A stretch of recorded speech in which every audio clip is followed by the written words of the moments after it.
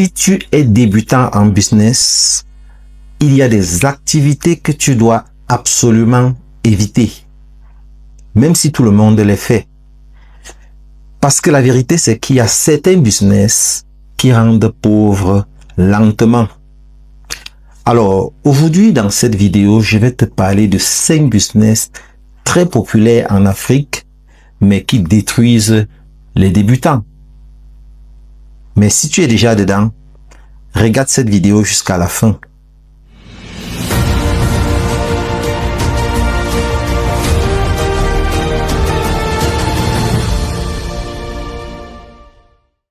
Bonjour à tous et bienvenue sur votre chaîne Réussite.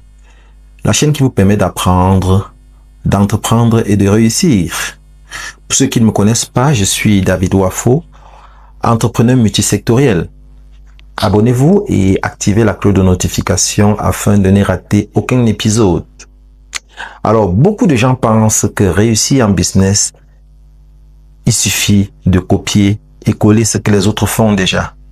Et c'est comme ça qu'ils s'appauvrissent lentement. Alors, dans cette vidéo, je vous parle de 5 business que vous devez éviter, que vous devez absolument éviter si vous voulez réussir en business. Et pour toi qui es déjà engagé dans l'un de ces business, regarde cette vidéo jusqu'à la fin parce que je te dirai quoi faire pour pouvoir tirer ton épingle du jeu. Alors, le premier business, c'est quoi? C'est le business d'Internet Café. Alors, vous savez, le business d'Internet Café, ce n'est plus un business rentable. Du fait de la vulgarisation des smartphones et d'Internet, vous voyez. Avant, il fallait se déplacer pour un cybercafé pour pouvoir se connecter à Internet, envoyer les emails, faire des recherches, se connecter sur les réseaux sociaux et tout ça. Mais désormais, vous avez accès à tout ça sur votre téléphone. Donc, tout ce que le service qui est un peu rentable au cybercafé de nos jours, ce sont les services de secrétariat, saisie, secrétariat, impression et copie. Donc, ce n'est plus forcément la forme du cybercafé parce qu'avant, pour que le cybercafé marche, il fallait tous ces services-là ensemble pour pouvoir consolider les revenus. Mais aujourd'hui, ici, presque la moitié de ces services-là ne sont plus nécessaires. Vous voyez que c'est un business qui est mourant. Donc, de nos jours, les gens associent les services d'impression, photocopie au secrétariat à autre chose. Ce n'est plus du cybercafé à sa forme originale. Donc, si vous êtes déjà dans le business de cybercafé, vous voyez comment est-ce que vous pouvez ajouter beaucoup d'autres services à ce que vous faites déjà. Déjà, si vous n'avez pas, vous n'offrez pas les services de secrétariat, saisie, impression, vous devez les ajouter. Vous voyez comment intégrer à ça un nouveau commerce ou d'autres services, parce que si vous vous contentez de la forme originale du cybercafé, là, ça ne marche plus. Il y a de nos jours, les gens intègrent des services comme les games pour enfants, les jeux électroniques pour enfants. Il y a des services, beaucoup d'autres services également que vous pouvez introduire comme ça pour pouvoir vous en sortir. Donc ça, c'est ce qui était du cybercafé. Donc si vous n'avez pas la capacité d'innover, faites un effort d'abandonner ce business-là le plus tôt possible. Alors ça, c'était le premier business. Le deuxième business, c'est quoi? C'est le business de salon de coiffure. Vous savez, quand un business est facile d'accès à tout le monde, il devient très compétitif et là, il n'est pas facile de s'en sortir. Je dis bien, si vous savez coiffer et vous aimez bien ce métier, vous n'avez rien d'autre à faire comme occupation, vous êtes débutant, vous voulez arrondir vos fins de mois, vous pouvez vous lancer dans le salon de coiffure parce que vous serez là au quotidien, vous serez en contact direct avec les clients chaque jour et vous allez faire de votre mieux pour que ça marche. Mais si vous regardez le salon de coiffure comme une activité qui peut vous rendre riche, attention, ne vous aventuriez pas. Parce que quoi? Parce que dans le business de salon de coiffure, le client doit sa loyauté au coiffeur ou à la coiffeuse. Parce que celui-là ou celle-là sait déjà comment le coiffer et tout ça. Ça fait que si demain l'un de vos coiffeurs ou coiffeuses n'est plus là, vous courez le risque de perdre également tous les clients que celui ou celle-là coiffait. Parce que quand ils vont arriver, ils vont se demander où est-elle. Quand ils se rendent compte que tel n'est pas là, ils s'en vont. Donc, vous voyez que chaque fois, si vous avez du personnel qui va aller, qui part et revient de temps à autre, vous allez être tout le temps en train de recommencer parce que vous allez avoir besoin de nouveaux clients.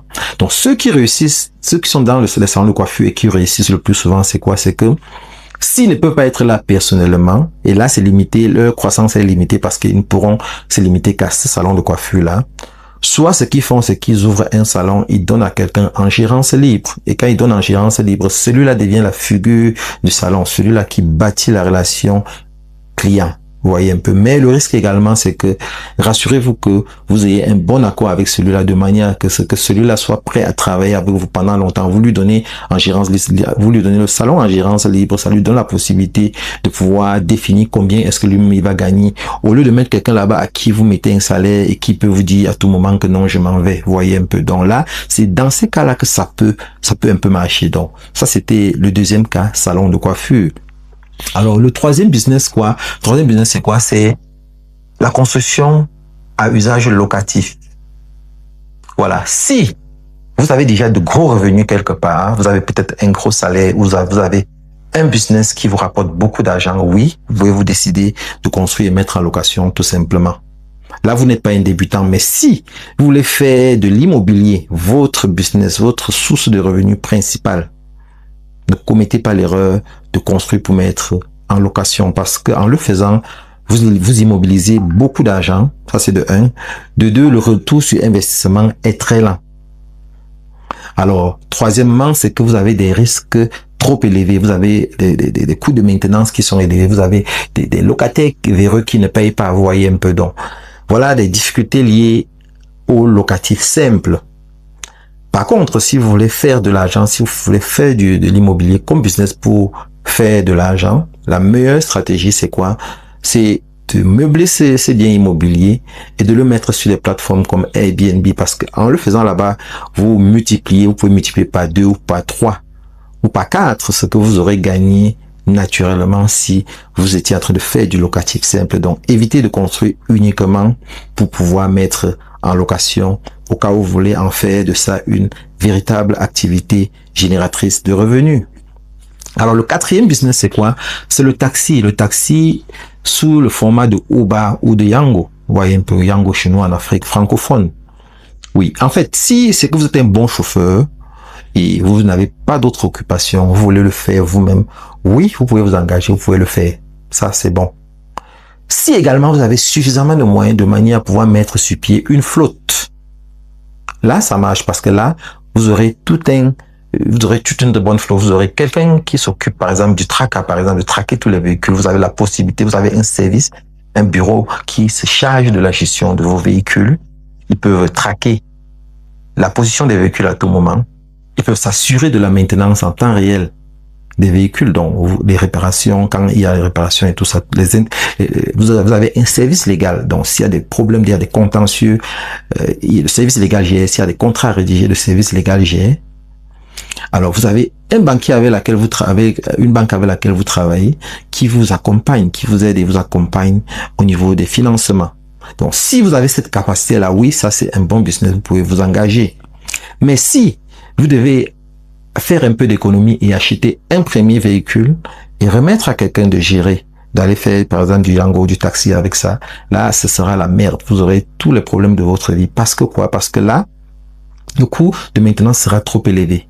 Ce sera difficile pour vous de pouvoir, ça va vous donner tellement de maux de tête, vous aurez des problèmes, il y aura vous n'aurez pas la capacité suffisante pour pouvoir traquer le véhicule, pour pouvoir assurer, vous assurer que vous contrôlez l'usage qui est fait du véhicule au quotidien, parce que déjà ça ne vous rapporte pas suffisamment pour que vous ayez, parce que si vous devez avoir un véhicule que vous remettez à quelqu'un pour qu'il travaille avec, c'est en même temps votre capital que vous avez remis et le profit. Donc, vous avez remis, le risque est trop élevé parce que vous avez tout remis à un individu. Et ce qu'il en fait, vous n'en savez vraiment pas. Beaucoup sont supposés travailler simplement de jour avec le véhicule et pour que le véhicule se repose la nuit. Mais ils trouvent un nouveau chauffeur qui travaille avec le véhicule toute la nuit. Même si vous avez un tracker et que vous vous en rendez compte, vous allez vous réveiller à la nuit pour aller récupérer le véhicule, le temps de trouver un autre chauffeur et tout ça. Pourtant, quand vous avez une flotte, c'est facile. S'il y a un chauffeur véreux, vous pouvez facilement récupérer le véhicule et demain un autre chauffeur le prend, un autre chauffeur le prend, un chauffeur qui est déjà qui répond à vos attentes et tout ça qui apparaît qui apparaît déjà dans votre base de données. Mais quand vous avez un seul véhicule, vous êtes obligé parfois de tolérer certaines choses parce que si vous le faites, le temps de trouver un autre chauffeur et tout ça. Donc, il y a beaucoup de situations. Quand il va vous dire qu'il est que la voiture est en panne, il est au garage, vous n'allez pas laisser votre boulot, par exemple, pour aller au garage, savoir voir de quoi il en est. Parce que c'est du temps fou que vous allez perdre et tout ça. Et c'est comme ça que tout peut se tramer là. Vous allez vous retrouver en train de faire des dépenses que vous ne comprenez vous-même pas. Donc, je ne parle pas de la négligence, je parle de beaucoup d'autres choses. Et si vous voulez même prendre l'assurance tout risque, parce que c'est une solution recommandée, vous allez vous rendre compte que ce que vous payez pour cette assurance est suffisamment élevé pour la marge que vous allez finalement faire en fin de compte. Donc, si vous voulez investir dans ce business de transport, l'idéal, c'est de pouvoir être capable de mettre sur pied une flotte bien organisée et tout ça avec un service d'entretien, de gestion et tout ça. Ou alors, si vous n'avez aucune autre occupation, vous faites travailler vous-même au lieu de devoir confier ça à quelqu'un. Ça, c'est ce qui était du business de transport. Alors, cinquième et dernier business, c'est quoi? C'est le business de prêt d'argent.